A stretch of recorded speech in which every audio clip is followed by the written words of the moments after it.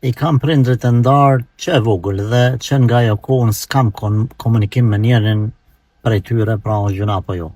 Unë nuk e di sebepin për çfarë janë ndata, po çfarë do që tjetë, na themi se fëmija në këtë rast ti, duhet më mundu deri në maksimum me pas komunikim me të dy prindrit. Kjo për respekt ndaj tyre, edhe respekt apo të dërgosh në vend urdhnin e Allahut, i cili obligon me çdo kusht respektimin e prindërve.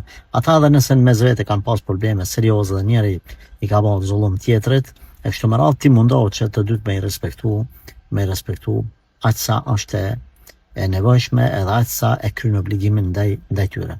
Kështu që po them, unë po flas përgjithësi, ndoshta rrethonat e tua, po ti di unë mund të them vazhdo kështu, mos i fal njëonit, mos komuniko. Unë përgjithësi themi mundohu me gjetë një formë të komunikimit.